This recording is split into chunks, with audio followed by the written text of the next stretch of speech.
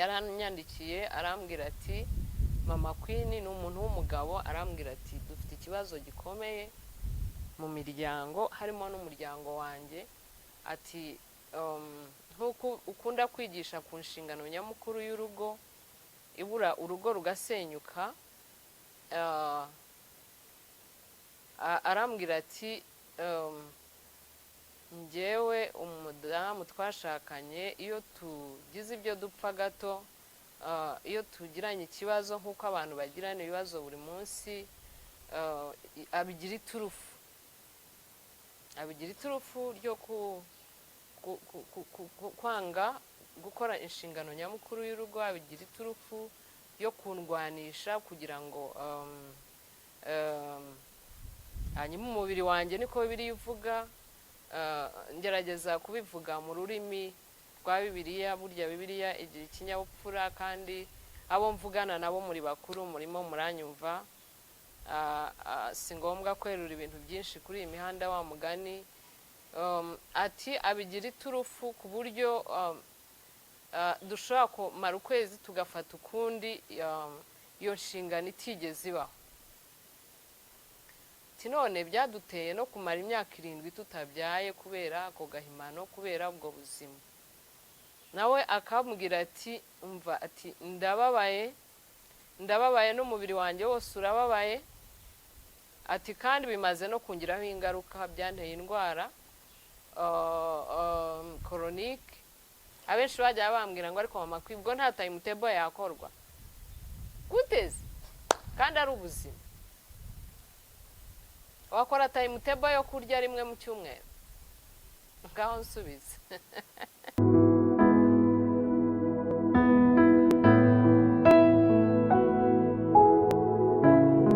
Nongeye kubasuhuza mwese abakunzi bacu ba Isanamitima ku isi yose, ndabahumurije, ndavuze ngo ibyiringiro Uwiteka atanga, ibyiringiro Uwiteka yampaye abihe buri muntu wese ubabaye. Ndabizi ko ushaka kudukurikirana uyu munsi uri mu bitaro, wapfushije, ushonje, ufite amadeni n'ibindi ntavuze, ariko mu by'ukuri Imana niyo mutabazi, niyo mpamvu duhabwa ibyanditswe buri munsi byo kutwihanganisha no kutwiringiza ibyiza ejo. Nkunda kubabwira kiriya cyanditswe kivuga ngo umuntu yarararira ariko bwacya mu gitondo impundu zikavuga, kandi koko niko bimeze. Hari igihe uhura n'ikibazo kikakugota pe, ukavuga uti iki cyose ndi bukirenge, ariko ejo ukabona kirarangiye. Tebone waririmbye ngo nejo bugacya, ngo bukongera bugacya nejo bugacya, ukabona inzira ziragenda ziboneka. Ariko Imana mu by'ukuri niyo ishyiraho inzira hatari inzira, ibagirire neza, ibahaze ibyiringiro, ibanyuze muri ako kaga no mu makuba. Twizere ko ejo hazaba ari heza ku bababaye kubw'ibibazo bitandukanye. Imana ibishimire, Imana ibagire neza, Imana ibasekere. Uwiteka abarebana amaso y'imbabazi. Nta kindi nababwira usibye amagambo yo kubahumuriza ko nanjye Imana niyo yampumurije mu bibazo byose nagiye nyuramo, nk'uko maze igihe mbaho ubuhamya bwanjye, mbivuga mbizi kandi mbikuye ku mutima kandi mbifitiye ubuhamya n'ibihamya. Izera Imana gusa, ibindi izabikora. Reka rero twubahe Imana, duce bugufi, dusenge nk'uko umuco wacu hano ku Isanamitima uri. Data wa twese wo mu ijuru, izina ryawe ryubahwe, ubwami bwawe buze, ingoma yawe yogere hose. Mu izina rya Yesu Kristo tuguhaye icyubahiro, tuguhaye ikuzo, twebwe abariho none, twebwe abagihumeka umwuka w'abazima. Ndabizi ko hari icyo waturindiye, ndabizi ko dufiteho umugambi mwiza. Rero abankurikirana, abanyumva, Mwami mbakanwa wivugire, ubahumurize, wasange Data Mwami, ubabere Imana muri byose, ubaramburire ukuboko kwawe kwiza kubagereho, kugira ngo uhaze amahoro abatayafite, kugira ngo uhoze abarira, kandi utange igisubizo kirambye mu mitima yabo no mu buzima bwabo bwa buri munsi. Ni mu izina rya Yesu Kristo mbisabye nizeye, amen amen. Yego. Ndavuze ngo amahoro y'Imana abe kuri mwe nanone abadukurikirana muri ku isi yose ahantu hatandukanye.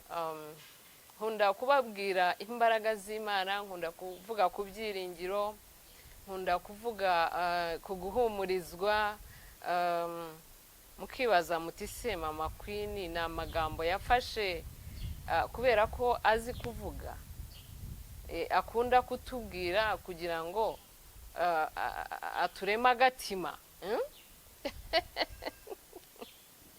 Ntabwo ni ukuri ariko bimeze inshuti zanjye. Mvuga Imana nabonye, mpamya Imana nabonye mu buryo bw'ibifatika no mu buryo bw'ibihamya n'ibitangaza n'ibimenyetso.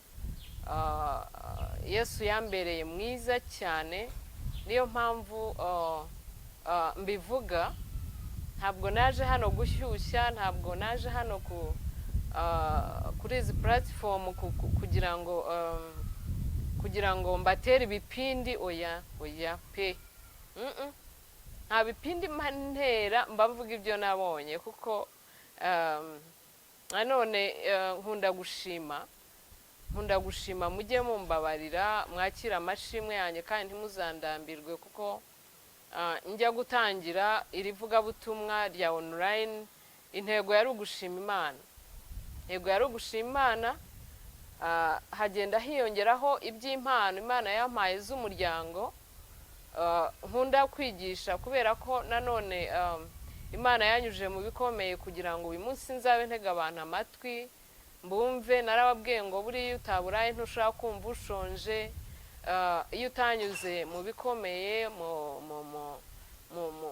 mu bihinyuza, muri challenges z'umuryango nk'uko muzizi, ntabwo ushaka kumva urimo abinyuramo. Nawe ntashaka kugira icyizere kuko abavuga turiya azi teori ariko pratique ntayizi, buriya ntabwo azi imitwaro nikoreye. Niyo mpamvu rero Imana ibitunyuzamo kugira ngo dufashe benshi muri iki gihe. Yego. Hari ibintu nanotinze mu bwonko bwanjye mba nshaka kubagezaho kugira ngo bibaremere amashimwe, bibaremere ibyiringiro, kuko burya ntago wakwiringira utabonye ikikwiringiza nshuti yanjye. Ntago wakwiringira utabonye ikiguha ibyiringiro. Kandi ikintu cyitwa ubuhamya, ikintu cyitwa amashimwe, mu by'ukuri ni ikintu gikomeye. Ni ikintu gikomeye. Buriya iyo usomye na Bibiliya ahenshi ni ubuhamya. Ahenshi ni ubuhamya. Ni naho dukura natwe courage yo gukorera Imana, kubera ko hari abatubanjije batubereye ibyitegererezo, akatubwira ati nabonye Imana, basogokuruza babonye Imana, Abrahamu na Isaka na Yakobo ku rubyaro rwe ruri n'abamukomotseho bose. Hanyuma natwe tukagerageza gutera ikirenge mu cyabo mu buryo bwo kumvira Imana no kwemerera Imana kuyoborwa nayo. Noneho natwe bikaduhanirizwa no kubona Imana. Yego. Rero nshuti zanjye ntabwo ari ibipindi mbatera, nabonye ukuboko kw'Imana gukomeye, mpora mbivuga kandi nzahora mbivuga. Rero byari ugushima Imana.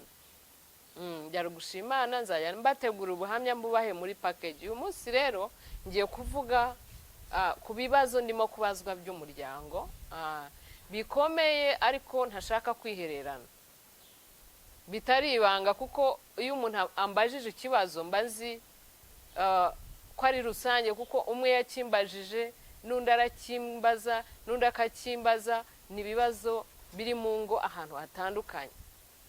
Niba utarahura nabyo wowe, ariko hari umubare munini wahuye nabyo.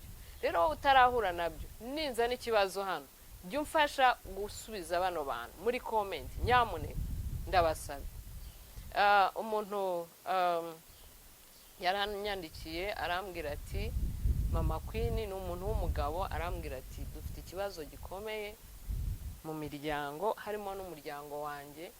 Ati nkuko ukunda kwigisha ku nshingano nyamukuru y'urugo, ibura urugo rugasenyuka. Arambwira ati njyewe umudamu twashakanye iyo tugize ibyo dupfa gato, iyo tugiranye ikibazo nk'uko abantu bagirana ibibazo buri munsi, abigira iturufu ryo kwanga gukora inshingano nyamukuru y'urugo, abigira iturufu yo kundwanisha kugira ngo hanyuma umubiri wanjye niko Bibiliya ivuga. Ngerageza kubivuga mu rurimi rwa Bibiliya. Burya Bibiliya igira ikinyabupfura, kandi abo mvugana nabo muri bakuru murimo muranyumva. Si ngombwa kwerura ibintu byinshi kuri iyi mihanda wa mugani. Ati abigira iturufu ku buryo dushobora kumara ukwezi tugafata ukundi iyo nshingano itigeze ibaho. None byaduteye no kumara imyaka 7 tutabyaye kubera ako gahimano, kubera ubwo buzima. Nawe akambwira ati umva, ati ndababaye n'umubiri wanjye wose urababaye, ati kandi bimaze no kungiraho ingaruka, byanteye indwara chronique ziterwa no kudakora icyo gikorwa. Ati iyo ngiye kwa muganga, abaganga bambwira ko ngomba gukora icyo gikorwa, otherwise nshobora kurwara indwara ntashobora gukira, kandi mfite na sinye zazo. Icyo ni ikibazo gikomeye yambajije, kandi gishobora kuba abantu benshi mu nkurikirana kiri mu mago yanyu cyangwa kiri mu miryango yanyu. Rero nubwo nseka birakomeye pe, birakomeye, kandi birababaje. Reka mbanze mbere yuko ngisubiza nsome icyanditswe kiri hano, kugira ngo mutazajya muvuga ngo ni amagambo ya Mama Queen. Icyanditswe kiri mu Bakorinto ba mbere ibice 7, kaduhere ku murongo wa mbere. Nihute kuko ni harehare, ariko ndakuramo icyo nshaka gusubiza. Haravuga ngo ibyerekeye ibyo mwanyandikiye, ibyiza nuko umugabo atakora ku mugore, ariko kubwo kwirinda gusambana, umugore wese agire uwe mugabo, umugabo wese agire uwe mugore, n'umugore wese agire uwe mugabo. Umugabo aho umugore we ibimukwiriye, kandi n'umugore nawe abigenze atyo ku mugabo we. Kuko umugore adatwara umubiri we, ahubwo utwarwa n'umugabo we, kandi n'umugabo nawe adatwara umubiri we, ahubwo utwarwa n'umugore we. Ku murongo wa 5 haravuze ngo ntimukimane keretse ahari musezeranye igihe, kugira ngo mubone uburyo bwo gusenga, kandi mwongere guhura Satani atabagerageresheje iruba ry'imibiri yanyu. Aya ni amagambo avuga kuri icyo kintu cyangwa kuri iyo ngingo ndimo kwigishaho, no kuri iki kibazo nabajijwe. Rero kenshi nimumbaza ibibazo nzajya mbisubirisha Bibiliya, kuko iri ni ijambo ry'Imana, ni ihame ry'ijambo ry'Imana. Bibiliya iratubwiye ngo kubwo kwirinda gusambana, buri mugabo wese agira uwe mugore, na buri mugore wese agira iki? Uwe mugabo. Ngo kuko ngo umugabo adatwara umubiri we, ngo ahubwo utwarwa n'umugore we, n'umugore we nuko ntatwara umubiri we, utwarwa n'umugore we. Ngo ntimukimane ngo keretse hari musezeranye igihe cyo gusenga, nacyo ngo mwongere nanone guhura vuba Satani atabagerageresheje iruba ry'imibiri yanyu. Bibiliya irambwira ngo nicyo gituma umuntu azasiga se na nyina akabana n'umugore we akaramata, ngo bombi bakaba umubiri umwe, bakaba batakiri babiri. Ni ukuvuga ngo iyo umugore n'umugabo bahuye bagakora iki gikorwa Imana yaremye gihuza umugore n'umugabo, cyo guhuza imibiri, ari byo twita imibonano cyangwa sex, muba mubaye umuntu umwe, muba mukoranye igihango kibagira umwe. Narababwiye nti tubyara abana tukabatwita tukageza amezi 9 tukababyara tukabarira, ariko ntago Bibiliya irambwira ko turi umwe, ijambo ry'Imana ntirirambwira ko turi umwe. Ni umwana, yes ndi nyina ndi umubyeyi, ariko ntago turi umwe. Niyo mpamvu bigeze igihe amezi 9 tugatandukanywa. Duhuje amaraso, duhuje ibintu byinshi, ariko ntago turi umwe. Ariko kiriya gihango kumenya ko gikomeye, giteranya abantu babiri bakaba umwe. Rero tujya tubyita igikorwa cyo kuramya Imana, abantu bagaseka bakabigira brage, ariko ikintu Imana yaremye ikakiremera, ikakivuga, ikagihamya, ikagihamisha akanwa kayo, nta muntu wagihindura. Bibiliya iravuze ngo kubwo kwirinda gusambana, gusa buri mugabo wese agira uwo mugore na buri mugore agira uwe mugabo. Ni ukuvuga ngo iyo wimye umuntu umubiri we afitiye uburenganzira, wibuke ntabwo ukiri uwawe, nuwe. Ubu umwohereza gusambana, ubu umwohereza kugira gute gusambana. Nubwo nta rwitwazo rw'icyaha, ariko Bibiliya niko ivuze. Ashobora kugira ingaruka zo gusambana, ariko nawe ushobora kugira ingaruka z'uko wishe itegeko ry'Imana, wimana umubiri utari uwawe. Iyo tugeze abantu benshi bashaka defense, cyane cyane abagore, kavuga umugabo nta nkunda, umugabo ntaba yanteguye, umugabo ntituvuganye neza, ibintu nk'ibyo. Iyo mbyigisha muravuga ngo Mama Queen nawe ni umukoroni, ariko Bibiliya iravuze ngo ntimukimane, mwimane ikimibiri, kuko muri iki muri umwe. Ubwo niba muhakanye Bibiliya.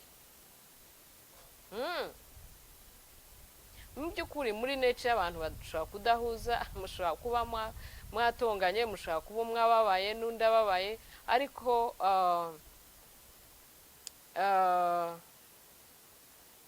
ibyo ni ibintu abantu bashobora guhandoringa bombi muri bya biganiro, muri ya communication, muri kwa gukemura amakimbirane n'ibibazo mwahuye nabyo cyangwa mwahuye nabyo. Ibyo ndabyemera pe, kuko ntituri inka, turi abantu.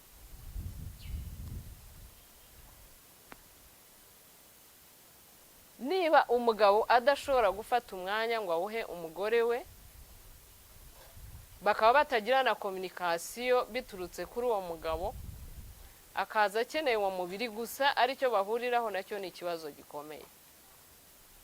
Ariko mu by'ukuri niba umugore ari we udashaka communication, udashaka kuganira, udakunda ibiganiro, udakunda kumvikana, hanyuma akanabyitwaza, bikaba iturufu yo gutera ikibazo umugabo, nabyo ni ikibazo gikomeye. Ko hari abantu ba nta munozi. Iyo tuvuga communication nicyo tuba tuvuga, nicyo tuba tuvuga. Niba abantu bararanye bakararana batavuganye, bakabyuka ntibasuhuzanye, mukabyuka mukajya ku kazi, ni abafite akazi cyangwa umwe akajya ku kazi undi agasiga undi mu rugo, mukirirwa nta woherereje undi message, nta ushuhuje undi, ibyo nabyo ntago bizagenda neza. Ni nkuko pasiteri na muka pasiteri bajya mu rusengero barwanye, cyangwa batonganye, cyangwa batumvikana, uwo mwuka uragenda ugafata abakristo bose, kuko ntabwo baba bari buvuge rumwe, ntabwo baba bari bwicane ngo bavugane neza, baba baje batavugana no mu nzira, ntabwo baba bari bwigisha ijambo ry'Imana ngo rigiraho ripfumurira, kubera ko nabo ubwabo baba batumvikana. Murigisha se ubwumvikane mu rusengero? Mutumvikana? Murigisha se ubumwe mutagira ubumwe? Murigisha umunezero iwanyu ntawo mugira, ntawo muhana? Rero ni nk'ibyo ngibyo, kuko ndabigiranya n'iki gikorwa, kuko igikorwa kiri buhuza abantu ababiri bakaba umwe, ni igihango gikomeye, igihango gikomeye cyane.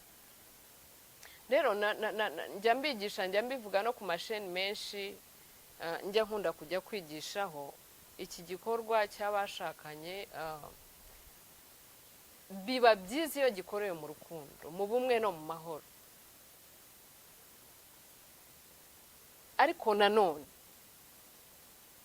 ariko nanone ku ruhande rw'abagabo, bagore mumenye abagabo banyu ko muteye, ku ruhande rw'abagabo munyumve neza, muntege amatwi neza. Ku ruhande rw'abagabo siko bimeze,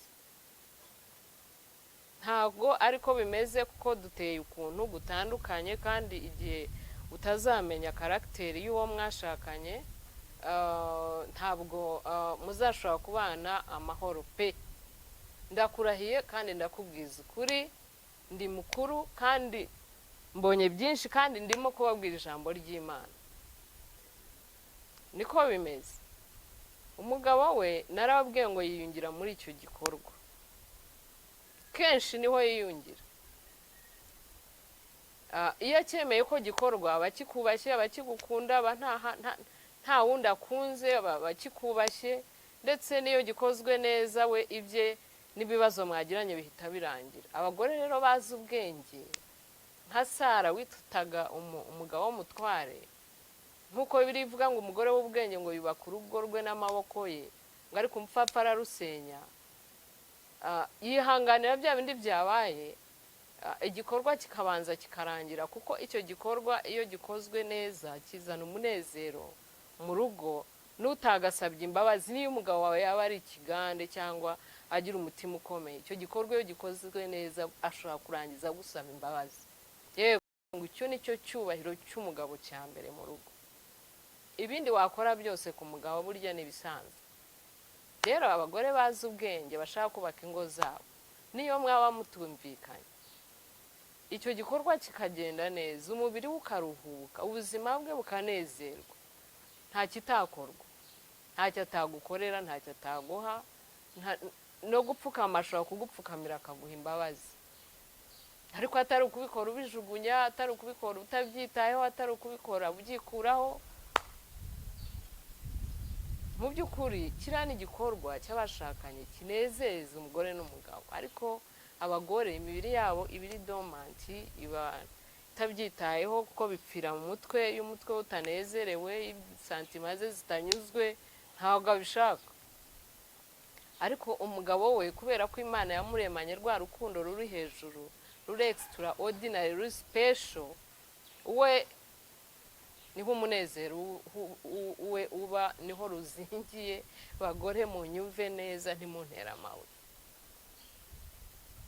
Rero muri iyi si ibintu byinshi bidusaba kwihangana, noneho especially kwihanganira umugabo wawe. Yenda ntiyakubwiye neza, yenda ntibyagenze neza, yenda ibyo washakaga ntiwabibonye, wenda yakubwiye nabi, wenda yakurakaje, ariko niba umenye ko iki gikorwa cy'abashakanye aribwo buzima bw'umugabo wawe, wakwihangana. Ese ibyo wihanganiye kuri iyi si ni bike? Kandi niba umenye neza yuko nubwo mwagikora wenda umutima wawe utishimye, nyuma umunezero uri buze, kuko ni igikorwa cy'ubumana Imana ibiherekeje. Iyo wagikoze unezerewe, umunezero ushobora kuvamo kuruta ko wava ahandi, kuruta ko wava uko ubitekereza n'uko wabisetinze n'uko ubyibwira. Iyo wabikoze ubikunze, uzi agaciro kabyo, uzi akamaro kabyo, uzi igihango cyabyo, byanze bikunze umunezero uraza. Kandi ni ibintu mwubaka mugishakana, kuko iyo mubyishe mbere kubigarura ntabwo byoroha. Ubu se niba uyu mugabo wanyandikiye agezeho n'urubyaro rubuze, kubera ko ibi bintu nta munezero bigeze babigiramo, bashobora no kumara ukwezi bagafata ukundi, niba bigezaho adevelopinga indwara mu mubiri, ziterwa no kubura icyo gikorwa, abandi bo baragenda bakajya no gusambana. Kandi murabizi ko ubusambanyi ari cyo kintu kirimo umuvumo ukomeye gishenya umuryango. None si ubwo bimazi?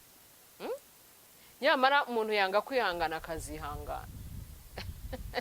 niko abanyarwanda bavuga. Nukuri abagore b'ubwenge bazi kubaka, ariko njye mbona byicwa n'ubutamenya, ukabifata nk'ibisanzwe, ukabifata nk'igikorwa gikorwa muri leisure time. Abenshi bajya bambwira ngo ariko mama kwibwo nta time table yakorwa guteze kandi ari ubuzima. Wakora time table yo kurya rimwe mu cyumweru? Ngaho nsubiza. Niba wakora time table yo kurya rimwe mu cyumweru ukabaho utari mu masengesho utiyirije, ngaho mbwira ko bishoboka. N'ibindi bifate nka gutyo, n'ubuzima bw'abashakanye. Imana ibagirire neza, Imana ibaho umugisha. Ngerageje kwihanganisha uyu mugabo, n'ubundi hari inama namuhaye by'umwihariko, ariko ibi ndabivuze muri rusange kugira ngo abagore mubimenye. Mboneraho no gushimira abagore bajya banshimira, baranyandikira bakanshimira bakambwira ngo twubakiye ingo.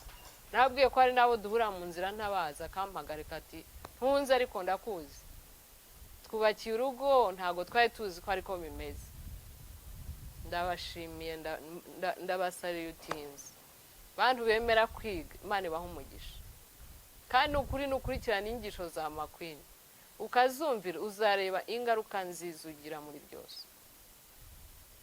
Rero mumfashe bakunzi bacu muri comment, mureke kunyandikira mu gikari gusa, mubishyire no muri comment. N'ukuri twigisha abantu, duha abantu ukuri. Njye ntanga ukuri ukihitiramo, waba ugonda ukagonda, ukumva waba uri ntagondwa ugakomeza ukaba intagondwa. Nta kundi, nta kindi nakora.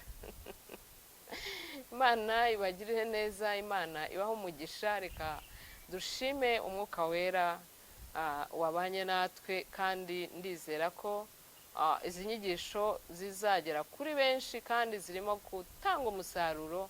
Ndanabishimira n'Uwiteka Imana. Reka twubahe Imana dushime. Mami ndagushima, ngushimiye neza n'ubuntu bwawe, no kugira neza kwawe, no kwera kwawe, no gukiranuka kwawe, kubw'ubuntu bwawe butangaje. Wabanye natwe dutangira, usozanyije natwe, umwuka wera yaganje, yagendagenze. Icyubahiro nikikugarurwe muri byose, mu izina rya Yesu Kristo umwami wacu. Amen. Shalom.